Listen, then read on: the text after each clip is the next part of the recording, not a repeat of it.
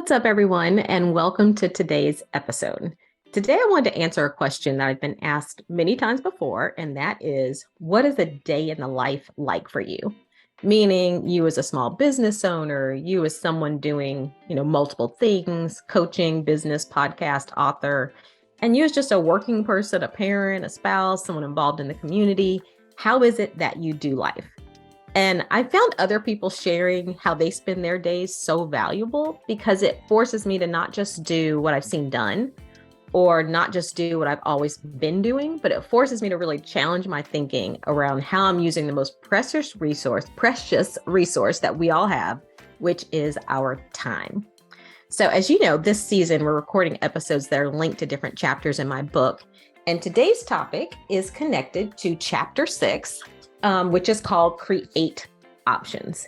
And in this chapter, I talk about, how do I decide what to do next? So next in terms of my dreams, my career path I want to take, my life goals, how do I get and remain curious enough to identify all of the different options that I have in terms of actions I could take to get to my goal? And then how do I make really good decisions about the things that matter? So what does science tell us about good decision making? What are some examples from my experience about it? So if you haven't gotten the book, definitely get that. And today I want to add on to that and talk about a microcosm of decisions, which is how I spend my time within a single day and how I use it to get me where God is leading me. And I don't think this is a template in any way, because we all have to customize our days to what we're responsible for, what we feel called to do. But I do hope who we are as a person, so I do hope, but what I do hope it does is spark ideas for how you can spend your time. And I'm also going to share some principles that I use to govern my days. And I believe those principles can be applied more universally. And then the last thing I'm going to do before we end the episode is issue a summer soul challenge that you definitely want to be a part of. We're going to talk about how we can end this summer with our souls refreshed and ready for the fall in a different way. So definitely hang on for that. And if you're not in my email group, check the show notes, definitely join. I use that to share summaries of the podcast. I'm going to use it to share some things about the Summer Soul Challenge. And if you haven't subscribed to the podcast on Apple or YouTube, definitely do that as well, because it helps us to continue to offer these episodes. And it just lets us know what you value, which episodes you value, and it helps us to continue the work. Now available. You deserve to love your job. How to find your purpose and enjoy your life. You may not have learned this growing up, but you deserve to love your job. You will spend more time at work than in any other activity in your life, and you deserve to love it. Research tells us that people who love their work are twice as likely to enjoy their life. This book will help you create a blueprint to help you fulfill your purpose, love your job, and live the life you were designed to live. Now available at Amazon. So that's what the focus is for today, a day in the life, and then the Summer Soul Challenge. Let's start with the day in the life. I wanted to share a couple of stats that just about time that I think are interesting. So there is a concept called time poverty, which is often assessed by answering one question, which is, do you have the time needed to do what is necessary in your life? So let me ask you that. Do you feel like you have the time needed to do what is necessary in your life? And if you don't believe you have the time needed, we experience a concept called time poverty, a sense of lack in our time. And I've been there. I'm not there right now, but I've definitely been there. And if you're experiencing it, you're not alone. So I looked at a couple surveys around this concept. And one survey said that 40% of the people in the US feel rushed most of the time. So they're experiencing time poverty, like I don't have enough time. Another one had 58% feeling that way. So it's a common experience. But what I'm going to share today in sharing kind of this day of my life, is also sprinkle in some principles that you can use and consider in structuring your own day.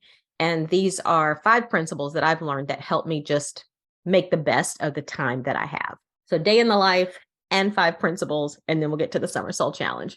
So the first principle is to start and end your day well. So I have a morning routine that I shared in the dream calendar episode. So I won't go through it in detail because you can hear more about it there. But in general, after waking up, it includes reading, praying. I walk most mornings. I grab coffee, and then I do all the necessities of morning, right? Getting dressed, feeding the dog, etc. Sometimes my mornings include working out based on how my schedule is for that day. And it also includes some time to check email and review my day before meetings start, because that allows me the time I need to start the day well, to start it in a really intentional way. And the real bonus of that is it gives me something to look forward to each day. So instead of dreading Monday or dreading Wednesday morning, I'm usually thinking, ooh, I get to drink my coffee. I get to slow down and read. I get to take my walk and listen to a podcast or a sermon for part of that time. Like my morning is something I enjoy. So that one starts my day well, and it gives me something to look forward to. And I saw a video, it's on the Today Show if you want to go find it, but I saw a video just this week about a little boy. He's 6 years old, and he has his own morning time where his mom and dad let him do something quiet in the morning, like read a book or play with a toy. And he talked about what joy it adds to his morning. And I was feeling him on that because that's how I feel. Starting the day well really helps you enjoy your day more and gives you something to look forward to. Even if the other things in your day are not things you're looking forward to, your morning is something you can always look forward to if you structure it that way. So this year, I'm also been building, I said start the day well and end the day well. So this year, I've also been building an end of workday practice. So I'm not consistent with it yet, but I'm getting there. So what I've done so far is I've blocked 15 to 20 minutes on my calendar at the end of each day to close out my workday. And my purpose in that is I have a lot of great things that I either need to do or get to do in the evenings. And I want to go into them fresh, present, alert. I want to feel like I've ended this part and going into the next part of my day. Previously, I had this habit of just working until the last minute I could and then just getting up, which meant that in this space I'm in right now, there could be papers everywhere, could be books, stacks of stuff. It was just unappealing, and it's unappealing to walk into the next day. And so that's just not something you want. You need, if you do that ongoing, what you end up needing is like a half day to clean it all up, right? So no, I'm going to do that different. So I've created this kind of end of day workday routine that is, again, not consistent yet, but I'm working towards it. And I encourage you to find strategies that help you start your day well and end your day well. I haven't gotten to an end of day routine yet. Right now, I'm at the end of workday, but I know a lot of people have an end of day routine as well that helps them kind of wind down, helps them sleep well. So I want to get there as well. But right now, I do have a beginning of my day and an end of workday routine.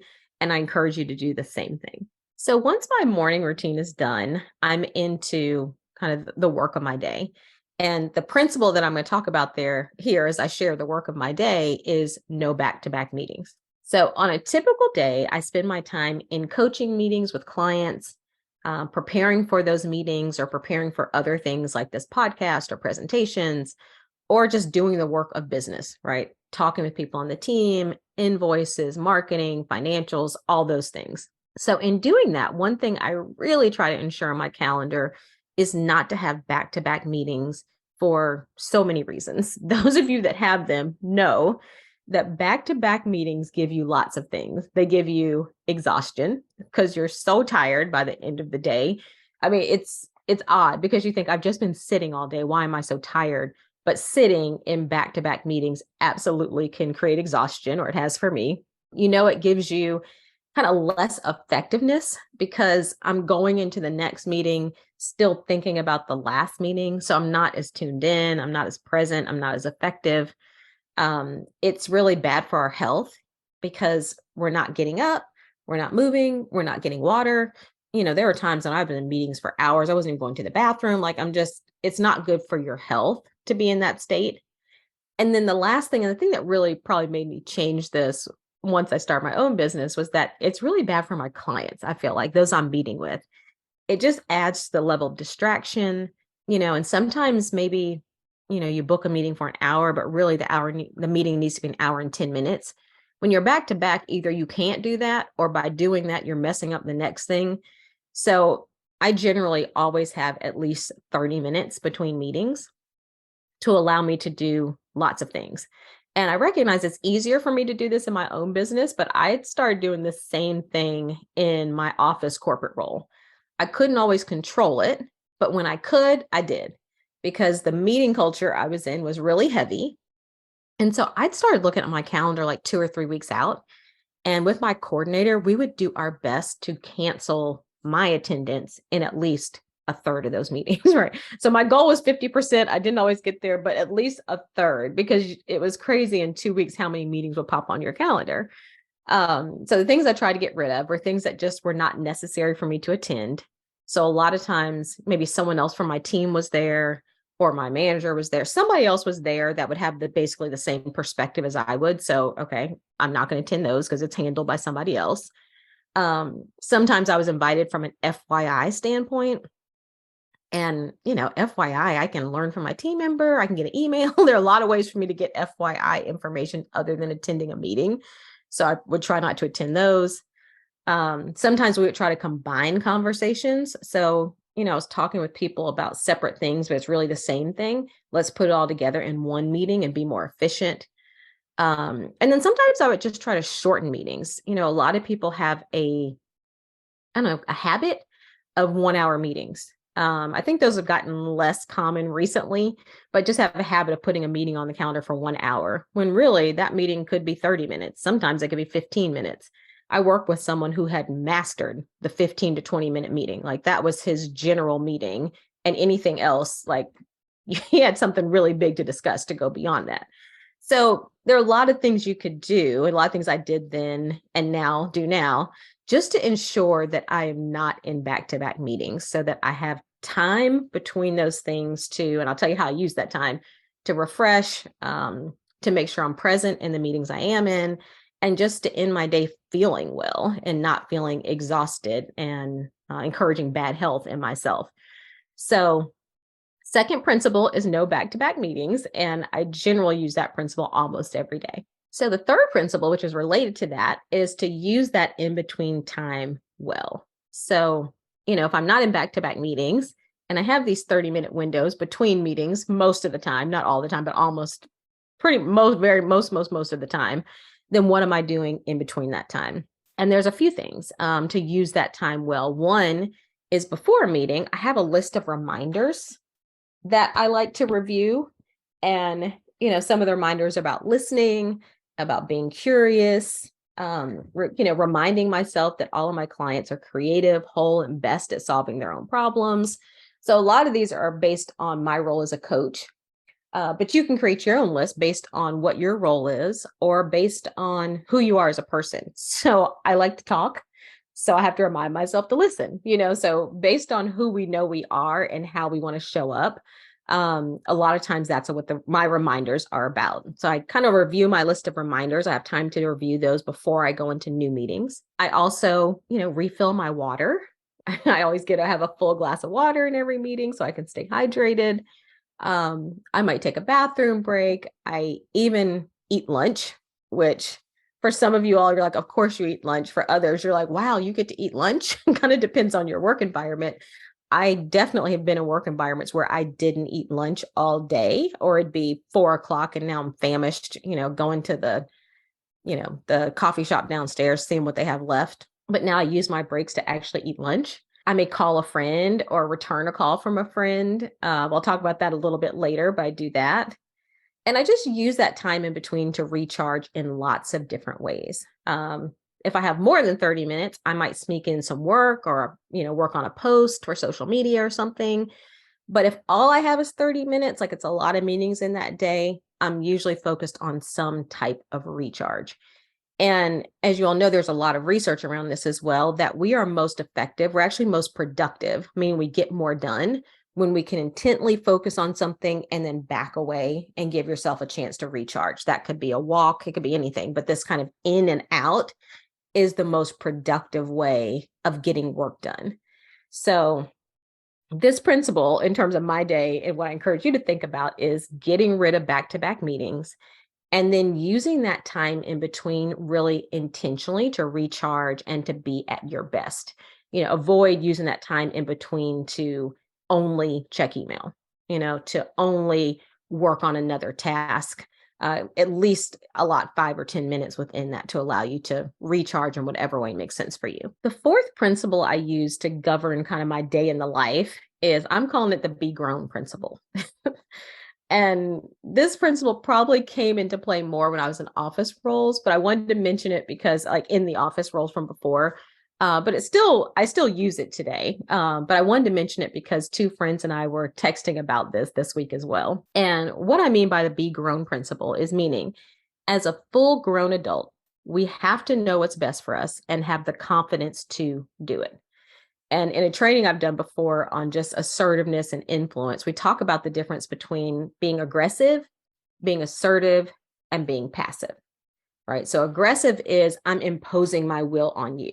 I'm trying to get you to do what I think you should do. I'm kind of imposing myself on you. Passive is I'm letting you impose your will on me. I'm leaning back. I'm not saying what I want or need. I'm kind of letting you drive me.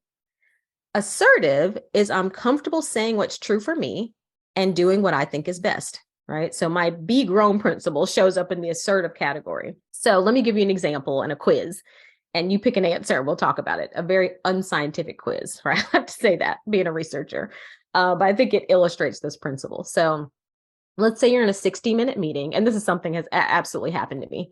Let's say you're in a 60-minute meeting with 15 people and you're not presenting. Right? Someone else is talking about it. It might just be an operational meeting where lots of people are talking of different things. And you have something really quick you need to do. It could be going to the bathroom, getting a drink of water. I mean, it could be checking in with your pet sitter to see how Fluffy is doing. Whatever it is, you have something you need to do. So in that scenario, are you going to A, sit through the whole meeting and wait it out, not to disturb others? Are you going to B, walk out of the meeting, do what you need to do, and then walk back in? Or are you going to C, ask everyone in the meeting for a 10-minute break so you can get done what you need to get done? So A, sit through it and ignore what you need to do. B, walk out, do it and walk back in. C, ask everyone in the meeting for a 10-minute break so you can do what you need to do. So, the assertive answer in that is B, right? Walk out in the meeting, do what you need to do and walk back in. A, sitting through the whole meeting and waiting is passive. And C, asking everyone in the meeting to stop for a 10-minute break while I do what I need to do is aggressive. So how can we be grown, which also means be assertive throughout our day? So the way this plays out for me in little ways is, I always have a glass of water in my meetings. Some people think it's rude to eat or drink during meetings. That's fine for them. I don't think so. So I need to be hydrated. I'm a human, so I always have a glass of water in my meetings. I do my best not to do this, but if I'm not well or I'm sick or something happens I need to take care of, then I have to reschedule. I try my best not to, but life happens. Again, I'm human. We're all humans. Things happen. Sometimes I have to reschedule. My other part of this is I'm comfortable with other people saying no, and I've gotten really comfortable doing the same. So I may ask someone a question, and when I ask you a question, it's your choice, right? To say yes or no. And if someone says no, I accept no and move on. Like, I'm not like, oh, can't you do this? Why don't you do this? I accept other people's answers or what they can or can't do. And in doing that, I also expect other people to do the same thing. But I'll tell you, this is not that common. So I was with a group recently. Actually, my hairstylist taught me this, but I was with a group recently and they were asking if I was going to, it was like 3 friends, and they were asking if I was going to some event. They're like, oh, are you going to so-and-so? I said, no. And I didn't say anything else. And they started laughing. They were like, who just says no? Like, I didn't say no, I have something else to do. I didn't say no. Oh, I wish I could, but I can't. Like, I just said no. And they thought that was so funny. I mean, I don't know. I might have eventually told them why I wasn't, but I don't feel required to do that anymore. Assertiveness is being comfortable with what's true for you and doing what is right for you. And I've gotten really comfortable doing that. And I encourage you to do the same thing. So throughout your day, the be grown principle is it's fine to acknowledge your humanity. And it's fine to do whatever it is you need to do to manage the things of life without questions, without permission. Now, of course, this is always operating with wisdom and within the guidelines of your work environment. So please don't write me an email saying you got fired because you were being grown and you walked off and you weren't allowed to. I mean, you have to operate with wisdom. Again, these are principles that work in every situation, but in many situations, we can and we have the freedom and we should do what's best for us. No one else is going to do it for you. Do what's best for us in the work environment and to operate in the assertiveness and the full adulthood that we all have to be grown and do what we think is best. The fifth principle that governs, how I spend my day, kind of a day in the life, is add joy. So the reality is that, I wrote this book, You Deserve to Love Your Job, and I want you to love your job, and you can. And the reality is, which I talk about in the book, is that doesn't mean we're going to love every aspect of our work. So we all have parts of work that we probably don't enjoy. It could be emails or invoices, certain meetings. So to love your job doesn't mean you love every task. It means that there are places where you can find joy. And there are also things you can do to add joy to some of those mundane tasks or just to add joy to your work environment. So I'll give you a couple of ideas for things I do. One I mentioned earlier, I take and make calls to friends, throughout the workday. So a lot of the work I do is really individual or it's one-on-one with different clients. So I don't have a ton of peer interactions throughout every day. But I love interacting with friends and peers, etc. So, when a friend calls, I take that call. I might make a call to a friend to check on them. And that adds joy to my day because I love hearing about what other people are doing. I love hearing about their work and their life and just staying connected with people. I don't like to go super long periods of time without talking to the people I love and care about. So I take and make calls to friends and family throughout the day. Another little thing I do is I always look at my photos of the day. So, my photos are stored in a cloud somewhere and I get an email once a day that sends me like 5 pictures of what happened on that day in other years. So like 10 years ago, this happened, or 5 years ago, this happened, and it'll show me 5 pictures from that day. I always take a chance to look at those. I never delete it without looking at it. It takes me like 2 minutes to look at it.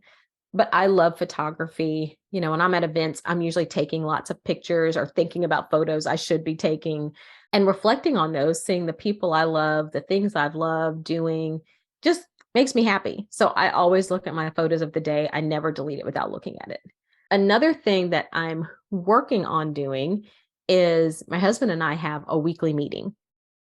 That doesn't happen every week, but intentionally, it should happen every week, a weekly meeting. And this is something, if you are doing life with someone else, I highly encourage this meeting because we can talk about all the things, like things that need to be done in the house and plans we have, vacations, etc. And this became required because we started a business recently called Green Team Real Estate. And, we are buying properties, fixing them, renting them, etc. So now we have to meet on a regular basis. So that's how these meetings got started. But now that we're doing them, I realize we needed them all along, really. But, when you think about a meeting in the evening, we both work throughout the day. So the meeting happens in the evening. When you think about going to a meeting in the evening, that like sucks joy for me. It doesn't add joy. So I've been thinking about ways we can make these meetings more enjoyable. So can we do it at a coffee shop? I love coffee. Can we do it at a coffee shop? We're trying one later this week on the boat, right? And we do the meeting on the boat. We'll see if this is effective or not. But, another thing you can do is walking meetings. I did that the other day. I had a meeting with someone and it wasn't a client meeting, so I didn't need to take notes and those kind of things. It was just a conversation. And so I walked around the block while I had that meeting. So how can you add joy to some of the things that maybe are mundane, some of the things you don't enjoy as much? When you're checking email, can you put on, your favorite lo-fi music that doesn't interrupt your thinking, but just makes it more enjoyable during the time? So figure out little ways to add joy throughout your day. And definitely in my kind of day in the life, there are lots of little things I'm doing throughout the day to add joy. So that's a day in the life for me. And also just principles I use to govern my days and to make them as effective as I can with the time that I have. Because again, time is our most precious resource. And also to make them as enjoyable as I can, because we're going to spend our time in these days. Let's make them as joyful as we can. So The next thing I wanted to do, and the last thing for today, is to talk about a challenge that I'm issuing to you this summer, and it is called the Summer Soul Challenge. And the question I want you to ask yourself is, what does my soul need this summer? What does my soul need? And my goal is at the end of this summer, our souls are refreshed in really good ways, in really nourishing ways. And I've been thinking about journaling about what my personal focus is going to be this summer. But I decided I don't want to tell you because I don't want to sway what your focus might be. So I'm going to share it sometime this summer. And I'm also going to plan to do a couple short pop-up videos on this topic. I'm also thinking I might choose a couple people who've joined me on this challenge to join kind of a fall, end of summer podcast to share what we've done. But instead of sharing my personal focus for this summer just yet, I wanted to share some things that just I've focused on before or things I've had clients focus on that may resonate with you in terms of what your soul might need this summer. So think of these as ideas just to get you thinking. And again, this is about answering the question, what does my soul need this summer and how can I give it to myself? And how can we spend this summer really intentionally feeding our soul, nourishing our soul, giving ourselves what we need? So here are some ideas to think about. The first one is it could be your faith over fear summer. This could be about doing things that scare you, about amplifying your faith, overcoming your fears. I did this one time with a presentation I was really nervous about, and I was like, faith over fear. I'm doing all the things that scare me just to remind myself that I can. So it could be a faith over fear summer. It could be that I can do hard things summer. So working out over these last few years has showed me that I need this mindset that I can do hard things. And we cultivate this mindset by, guess what, doing hard things. So it could be the summer that I'm going to embrace all the hard things. Like I'm going to do the harder workouts. I'm going to, I'm going to go up to people first and say hello if that's hard for me, but I'm going to do the harder things. So it could be a hard things summer. I can do hard things kind of summer. It could be the summer of rest. Maybe you're overtired, overscheduled, just overdone. I say done like I used to say that sometimes. I'm done like dinner. Like I'm just done. So if that's you, maybe this is the summer of rest. I was talking with a friend the other day, and when you look around your house or your apartment or wherever you're living, your room, and everything is piled up, the laundry, the dishes, there are stacks of stuff everywhere, like nothing's kept up the way you like it. That can be a sign that I'm doing too much. I need more margin in my calendar. I need more time in my days so I can take care of the things of life. So then I can actually rest. So it could be you need the summer of rest. Could be the hustle hard summer. Now, I'm never for over hustling, meaning I'm working so hard that I don't take my Sabbath day of rest. Or I'm not also adding rest in, this work and rest, work and recover cycle. That's important. But it could be I just haven't been doing enough. Like I've been kind of giving myself a pass on the things I need to do. And so this summer, this is the summer of hustle. Like I'm going to energize myself to do the things I need to do. It could be the contentment summer, the summer of contentment, the summer of no complaints. I am just not going to complain this summer. I am going to enjoy what I have. I'm going to lean in on gratefulness and appreciation for what I have and the people in my life. And complaining is just something I'm putting away for the summer. I'm just not doing it. A few more. You could do the nourishing my physical body. You could be that you're going to eat food that makes you feel good, makes your body feel good. You're going to do movement that makes your body feel good. It could be the connection summer, connecting with God, connecting with family, connecting with friends. Maybe your soul needs more connection with other people. Could be the silent summer. Sometimes I just need silence. My family knows this, but extra noise just bugs me. Like it really does. And beyond that, sometimes I need silence. So, I get some of that on my walks in the morning, but also there are times when I just cut off everything in the house and journal, or I might dedicate all the time that I'm in my car to silent time. So I'm not listening to a podcast. Although, of course, I want you to listen to our podcast, but I'm not listening to a podcast. I'm not listening to anything. I don't have the radio on. You might just need a silent summer, like more silence in your life. And the last one I thought of is it might be a summer of service. maybe you're being called just to serve other people, to serve your family, to serve, a particular person or two. It could be a summer of service. I know I was doing things last year, where God told me just serve. Like, don't look at the results of it. Don't care about the impact of it. And what I told myself is whether this has dividends this year, next year, or after I'm gone from this life, I'm doing it because I was told to do it. So I just was being very obedient and serving in the way I was called to serve, and kind of divorce myself from the results or the impact. I was just focused on the obedience and the service. So it could be that it's a summer of service. And there are probably 9,000 other things that your soul could need this summer that you might want to focus on. So my goal, though, my wish, my prayer, my hope is that you join me in this summer soul challenge. I'm going to send a couple emails on it. So if you're not in my email group, definitely go to the website, which is in the show notes, to sign up. You can also comment on this video on YouTube or on Insta. Let me know what you're focused on, because we're going to get to this end of this summer having intentionally focused and given our soul what it needs. And by doing that, we're going to go into the fall refreshed and ready for whatever the fall may bring. So join me on the Summer Soul Challenge, #Summer Soul Challenge. So thank you all so much for joining today. I love you guys so much. And as always, you can find me on Instagram at Arlene_Pace_Green. One day I'm going to come up with a more creative name, but for now it's just my name. And always remember that you can love your job. You can enjoy your life. Be well.